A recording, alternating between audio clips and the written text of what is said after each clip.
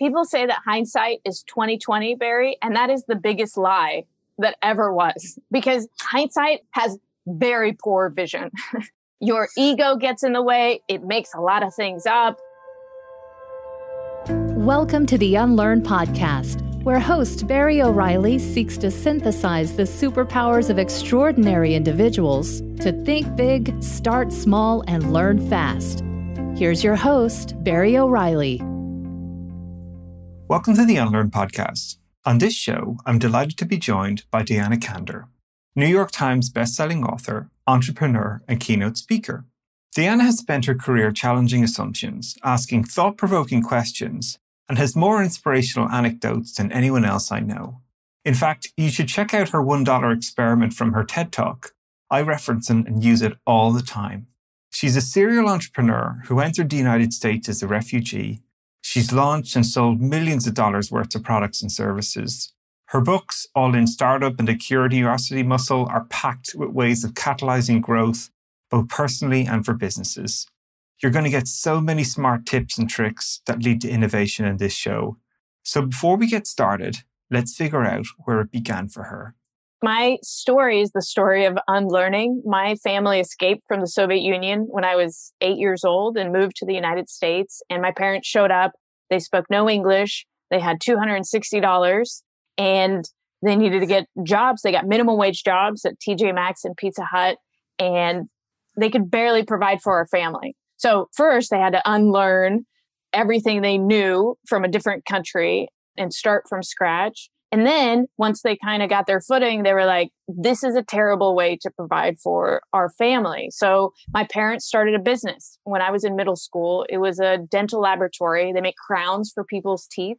And they had no capital, no connections, barely spoke English at the time. But they quickly realized that they had very limited upward mobility in the companies that they were working in. And so they had to start something on their own.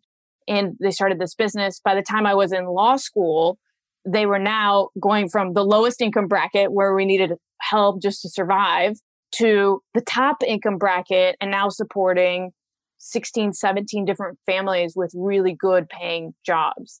And when I saw that, I got the bug for entrepreneurship, for innovation. That's really where it started for me. I really wanted to go into business. But my parents really wanted me to do something safe, get a good education, get a nice paying job. And I was terrified of my parents. Immigrant parents are very scary. Yeah, it's so fascinating as well, especially with immigrant families, right? They're entrepreneurial. And sometimes they kind of force their children into these sort of very boxed jobs, like go be a doctor, go be a lawyer, go be a architect. Right. Yeah. It's so fascinating. So what were some of the traits you think that really inspired you that maybe you saw in your parents that maybe they didn't even see in themselves? What were the things that sort of when you look back at, that really inspired you, that what they were role modeling in many ways? I mean, they created something out of nothing, which is the essence of innovation and entrepreneurship. My parents asked our family dentist for a crown to try on. That's how they got started. My dad built the first lab in our family basement. Everything was just scrapping together what you could create. And it's turned into this huge behemoth of a company. And that inspired me. You can start with literally nothing and then create something out of it. And that's really what I had the bug for.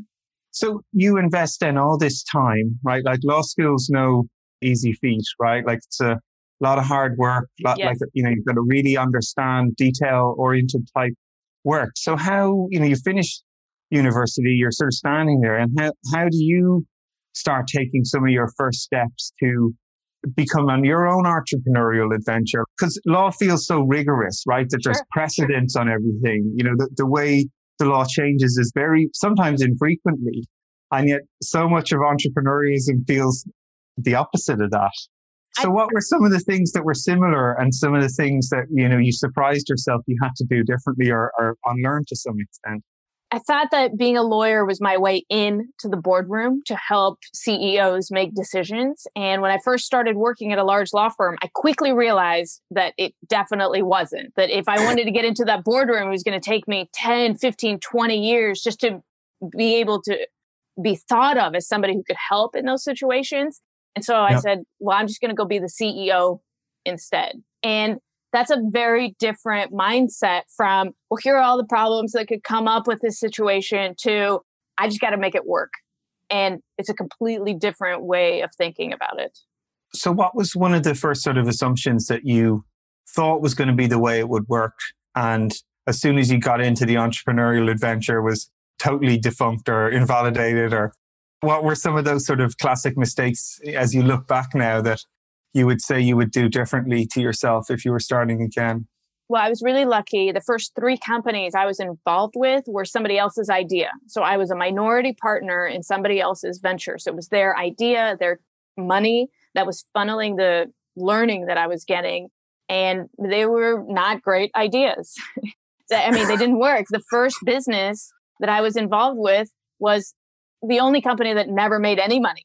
And they got, a little bit better each time. But each one of those learnings allowed me to kind of sit back and be like, okay, make sure you do this when you start a business. Make sure you don't do this when you start a business. And so the 4th company I started, where I own the majority for the first time, it was able to be successful, but only because of the learnings in the first 3.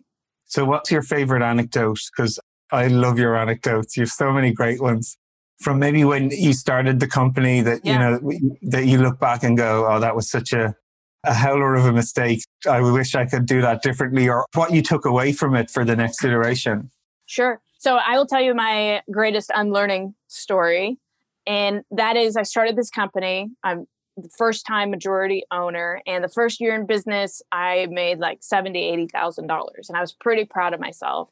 And there was this big program for high growth companies in our city. And I really wanted to be a part of it because they wanted companies to be like $100 million in 3 years. And I was like, I need to get in that program. And so I tracked down the guy who ran the program, and I call it stalk and awed him. This is a different story of how I got him to meet with me. But basically I made my pitch and I said, I started this company. It's going pretty well. I think I can make $100,000 my second year. If I'm in your program, I could do even better. And he says to me, $100,000, that's not really interesting to me. You can be in the program if you make $1 million next year. And I was like, yeah, okay, sure. I didn't even hear what he said. I just heard you can be in the program. And I remember very distinctly how my heart sank as soon as I touched the doorknob to exit his office. And I thought to myself, did he just say $1 million?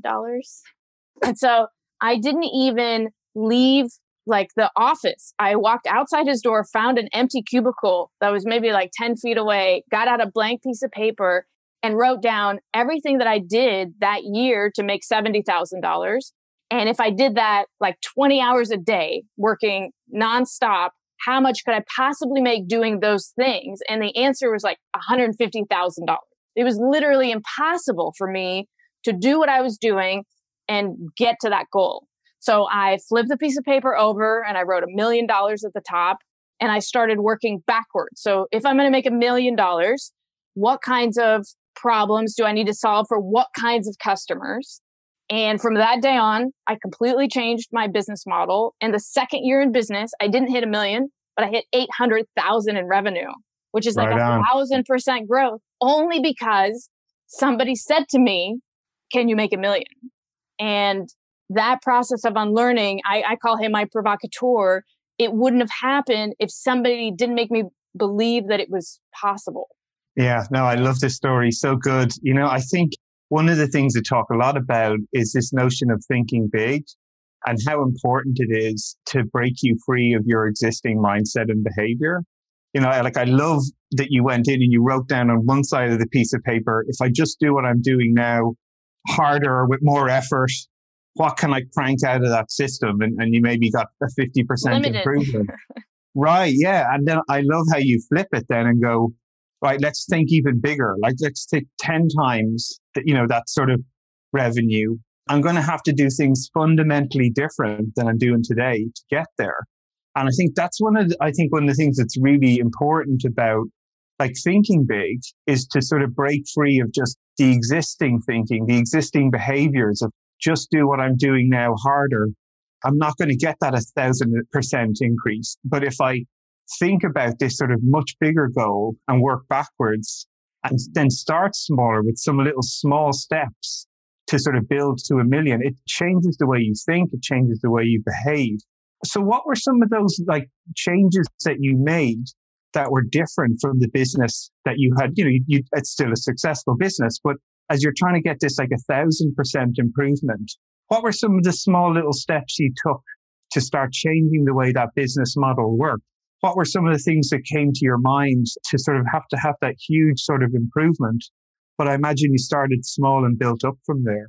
I mean, it's a really crazy thing to say now, but the kinds of customers that you go after are the kinds of customers that you'll get.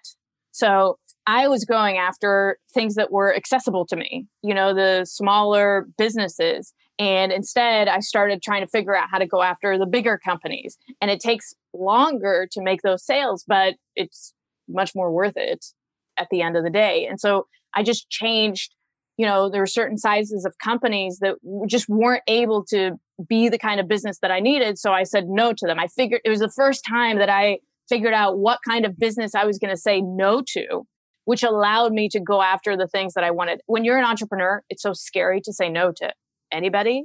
So right. And making that decision, like, I can't do business with these people because they'll keep me busy to go after this business. That was the big aha. Yeah, this is great. It reminds me, I had Amy Jo Kim on the show a while ago, and she's the author of Game Thinking and focuses very much on these very specific, narrow markets of customers who really are going to be the customers to help you grow the business that you want to grow, and focusing really tightly on that market and saying no, right? This is such a great part of strategy work. Like, good strategy means you say no. And I think it's so hard for people when they're starting a business, right? The anxiety is so high that anytime the phone rings, you're like, yeah, I'll do it. Yeah, I'll do it. What is it? And it takes some, being bold, being brave to sort of stick to that. What were some of the things that helped you when that phone rang and it was the customer you wanted? It's easy to sort of double down on. Of course. But when it was the customer that was familiar to you or felt easy for you, or how did you turn them down? Did you have to turn down any of the customers you had the year before as well? I'm curious on some of these ideas. So I firmly believe in making everybody better off for having interacted with you. So I would just find them tools and resources to solve their problems without being the one to do it for them. And I actually had to go through this process twice. So now fast forward 3 years into my company. Now we're doing about $100,000 a month in revenue, maybe more. It's growing, but our profits are going down. And it was very confusing. And I started doing a really thorough accounting of all of our customers. And it turned out that about 10% of our customers at the time were subsidizing the other 90%. So 10% were so profitable, they were hiding the fact that we were losing time and money servicing the other 90%. And I made a really difficult decision to fire 90% of our existing customers. And it's a funny story because I was thinking about it in quarters. So we were going to start with second quarter, but second quarter starts on April 1st. So I sent out letters firing a lot of our customers on April Fool's Day. And they were like, is this real? Is this really happening? And I was like, I'm so sorry, but twice I have to do this now. And that process, a lot of my employees were really nervous because they felt like they were very productive. And that's what the wrong kind of business feels like. It feels like you're doing a good job. People are happy, but it was losing money to the company. And we were hiding that by the few customers that were really profitable. And when we were able to do that, it was very scary to do, but we again made room to get the kinds of customers that we wanted and really grow both revenue and profitability.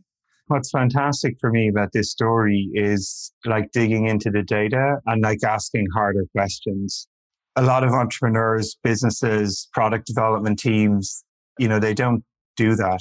It hurts, right? I always think when you have good metrics and good insight and look at the reality of how your business is operating, you do find some of those difficult moments, right? Where maybe it is one or two customers that are keeping your business afloat. Maybe you have to get rid of certain customers to grow to the next level. That's They're tough questions to face into. But if you're serious about trying to grow your business and committing to this idea of, who the sweet spot of these customers are that are going to help you grow your business, make it successful, it sometimes means letting go of the existing customers you have. And this is hard. I've seen product teams really struggle with that, making those decisions. I think that you use the data to sort of help inform and make that conversation easier is very, very important. How do you bring the team on board with that? Because I think that's another real challenge for people is how do they do that? I mean, the first thing I would share is growth is impossible without letting go of something. All these people are making New Year's resolutions and they're adding things that they're going to do now, but they're not doing step 2, which is, well, what am I going to stop doing in order to make this new strategy or New Year's resolution happen?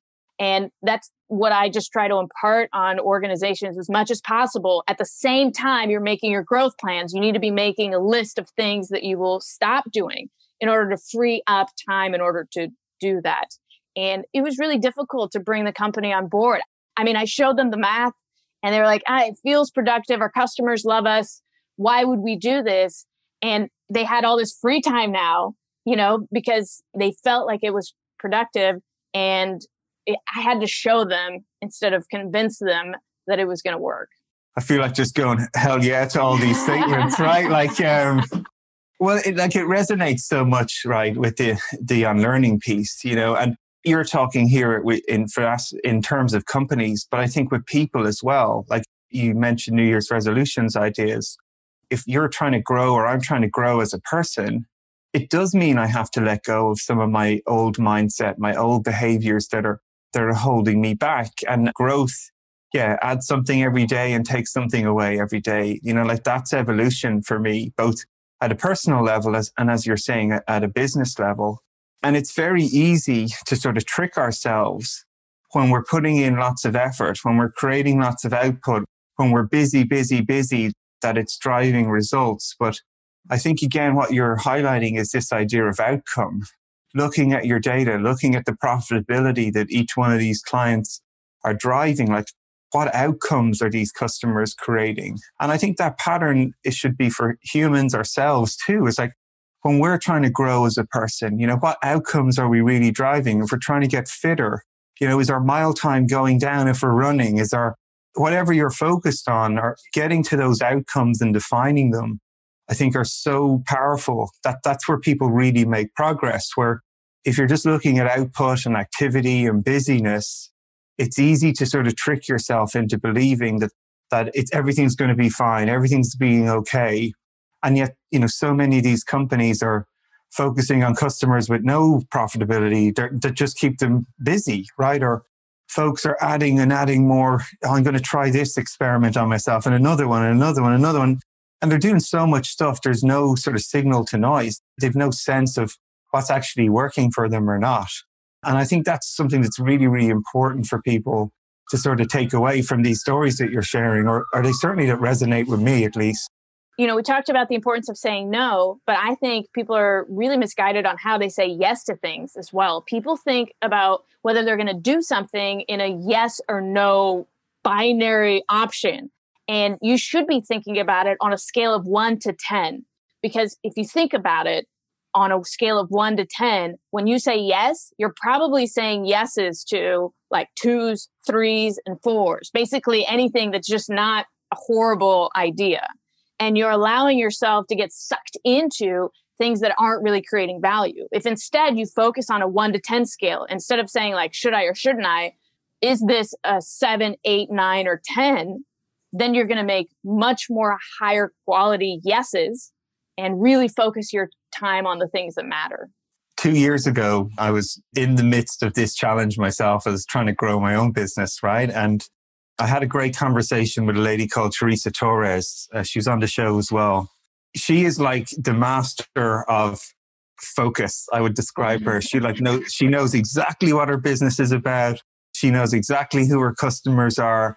And she's like committed to them, and if they don't fall within that window, she's like, that's a no. Yeah. And to your point as well about this, yes, she has this notion of saying, hell yeah. If something's not like an opportunity comes and she's like, that's a hell yeah, then I'll do it. If it's just a yeah or a 7 or a 4 or a 3, she just doesn't do it. And it really inspired me to the point where I ended up like writing this, what turned into a blog as well for myself about prioritizing for impact. What are the things I'm going to say yes to? And what are the things I'm going to say no to? I went through this exercise of like writing down this sort of whole letter to myself, describing to myself, where do I have the most impact? Who are the types of customers that work well with me? Who don't? What's it like working with me? What are the principles that I value? Because what I constantly find is it's very rarely the actual, like the work opportunity that pops up is the thing that will help me know if something's going to work out or not. What I discovered through this process is it's much more about the values of the people. If people value the same things as me, we always end up finding ways to work through the difficult parts of doing hard work, right? Because there are hard times. Things don't work as you plan. We hope something that we try will work and it fails miserably and costs us money and time. And so how do people respond in those moments? That's what makes collaboration successful for me. You know, all of the best sort of projects I've been on were hard and we made mistakes and we struggled, but the team came together as a result of that. One comes to mind where I was working with Channel 4. They're a TV company in the UK, and they were trying to find new ways to like generate revenue because ad revenue is just disappearing from television. And they came up with this idea that you could sort of collect their content in a scrapbook, and all the great content. They had Jamie Oliver as a cook, and you could take his recipes and put it in your own little scrapbook and they'd build it together, and you know, they could monetize that data. It was really interesting, and they wanted to go to the cloud to do it. They'd never done that before.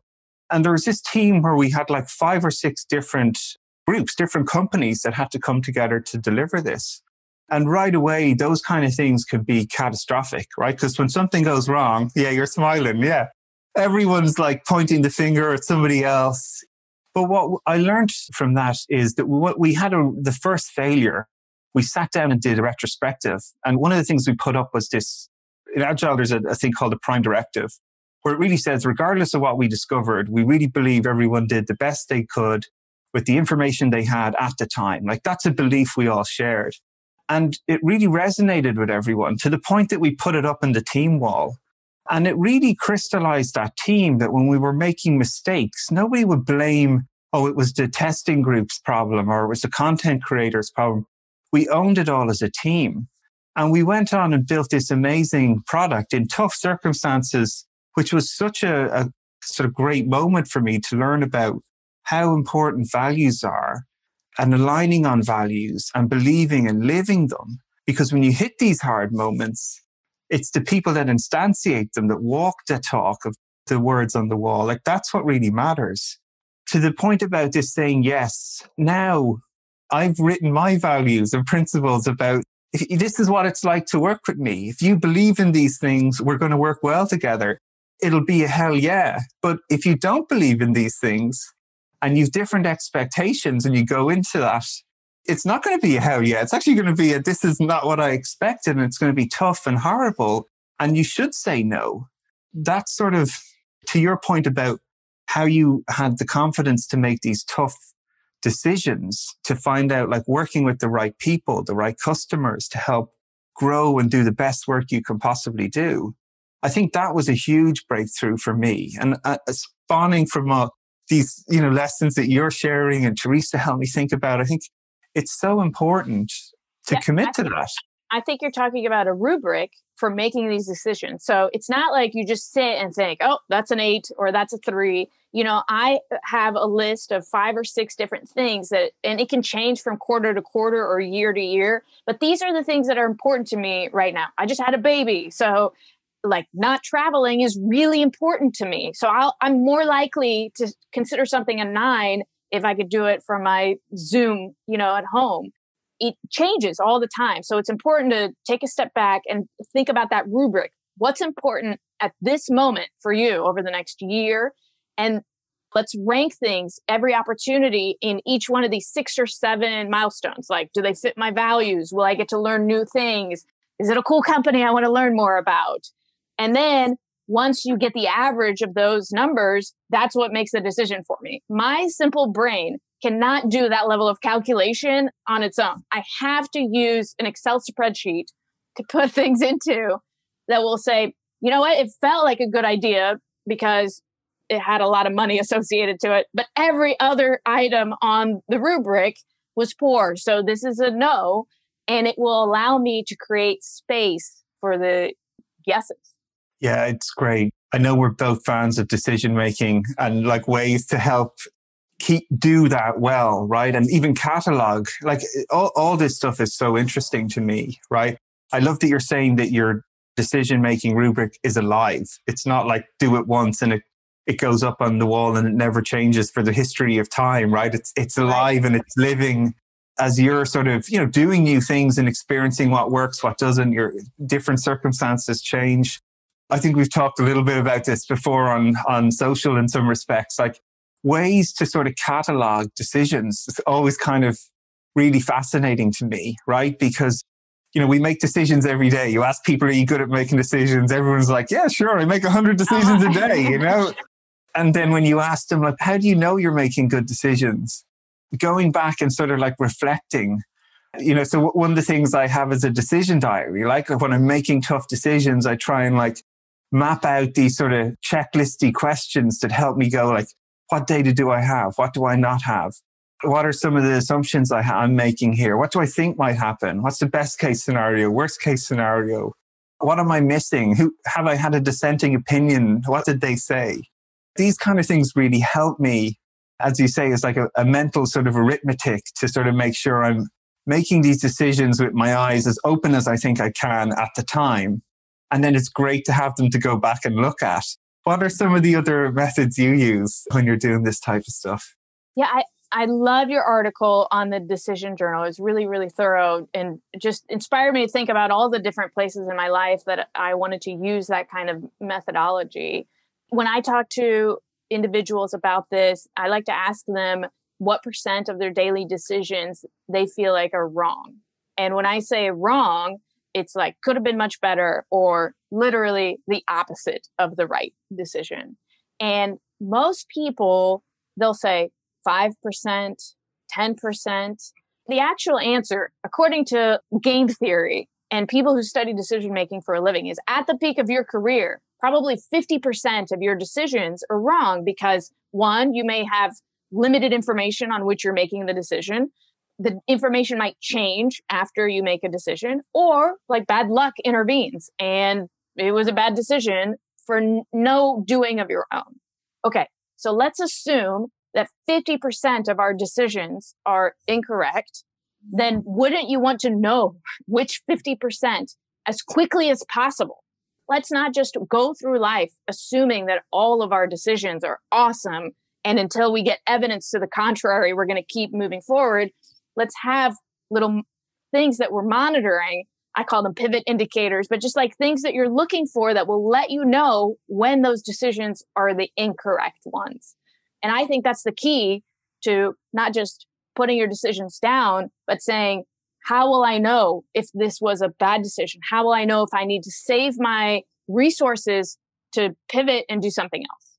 Yeah. And what's great about this is it ties almost right back to when you're in the entrepreneurial mode and trying to grow your business, right? Like we make hundreds of decisions a day. There's lots of output of decisions that we make, but how many people are looking at the outcome of those decisions? Like, is it driving the results we expected? So just like when you're in the product company and you've got 100 customers, but only 4 or 5 of them really are the ones you want to grow with. I make 100 decisions a day, but really, maybe only 2 or 3 of them are actually good. I think that this pattern just shows up again and again. It's one of the things I think that helps people make progress in uncertain situations. It's like putting these like little systems in place, really monitoring what outcomes are being driven from the choices you make, whether it's to grow your business, to pick a different customer, right down to a simple decision about you make hundreds of those a day, I think are super important. People say that hindsight is 20/20, Barry, and that is the biggest lie that ever was, because hindsight has very poor vision. Your ego gets in the way. It makes a lot of things up. If you've ever had an argument with somebody that you loved, that was passionate, and you had very strong opinions on both sides, you'll know that you came out of that situation with very different opinions of what happens. And that's hindsight. It is not 2020. So you need to have something, a written document. That's my husband's wish, that we had a stenographer for every fight. But you need some kind of written argument about what's actually happening and the decisions that you're actually making if you want to improve on the quality of your decision. Awesome. So looking forward now, right? Like we've been through, like, God, maybe a year to forget, and maybe we have another year to forget already ahead of us. What are some of the things that you're sort of excited about, interested about, or most importantly, curious, right? What are the things that you're sort of dialing into? So my progression in innovation has been from entrepreneurship lessons, which is like, what are the logistics of how you innovate, run experiments, iterate, to how do you build a culture of innovation inside of an organization, to now I'm really focused on how do you lead people through innovation? Because my biggest aha over the last year of working with clients is that managing people is really difficult. Managing people through innovation is significantly more difficult. There's a lot more opportunities for fear to really go into your workplace and create a self-preservation mindset for people, not on purpose. They're just scared about the unknown and being uncomfortable. And so how do you as a leader create an environment to help people get through an innovation project or a big transformation in a company? That's really where I'm spending my time. That's a fascinating space as well at the moment, right? Like I think so many people are just coping with the transition from working in an office to working at home, and trying to do uncertainty work in an uncertain environment is, it's like a double down moment, you know? What have been some of the little tips or strategies that you've discovered that have helped people sort of get through that and maybe have some breakthroughs? The biggest thing that I've discovered is that a lot of times when leaders think that they're helping, they're doing things to support their team, is actually stressing their team out even more and forcing them further into that space. And so the key for a manager is to think about, how do I help or coach without triggering a stress response in the people that I work with? And what are those indicators that I'll create on my team to let me know when my team is not in a good place for innovation work? You can't just get a bullwhip and cause people to be creative and problem solvers. It's not the same as building parts on a machine. You need their like full brain, their full heart. And the only way to do that is to put them in an environment where they're not scared or they're not burnt out. Yeah, no, this resonates a lot. You know, I think even for managers, right? I think so many managers have been sort of programmed also to look for a lot of visual cues, right? Like walking around the office and seeing are people at their desks or people talking to one another. And remote working took all that, those sort of cues away to a certain extent. You know, and I've seen a lot of leaders then, because they're missing that cue, they start asking for more information from people. Yes. Like, what are you doing now? Or what are you working on now? Or, which again, to your point of this sort of focus and where people are putting their energy, if they're constantly reporting on what they're doing, it takes time away for them to do the work that you want them to do. That's definitely a pattern I would encourage people to look out for, is maybe you don't need the team to report every day on what the hell they're doing. Like, you've got to sort of give them the space and the time to work on what they're aiming for. And as you say, create your pivot points, your indicators to tell you, are they making progress in the way you're hoping? And if they're not, then that's a cue to maybe intervene. Yes. But if they are, great. Like, stay out of the way. Let them keep doing awesome. And you might be amazed by some of the results. Yeah, there are like 3 layers of accountability for people. They can either be accountable on a task level or on a process level or on an outcome level. And most managers stay at the task level. Like, are you doing this? Are you doing this? And if somebody passes all the tests that you've set up for them at the task level, let's let them move up to the process level. If they do well there, then let's just trust them to get to the outcome level. But they have to have a path for getting there. Otherwise, you're going to burn them out. That's such an awesome tip for people to tune into, Deanna. So listen, it's been an absolute pleasure to have you on the show. It's always fun talking to you. I always learn a bunch. I'm always inspired with new ideas for myself. So thank you spending time with us today to share all of that. It's my pleasure, Barry. Thanks so much for inviting me. Awesome. Thank you for joining us for this episode of the Unlearn podcast. Help us get the word out and make this podcast a success by subscribing and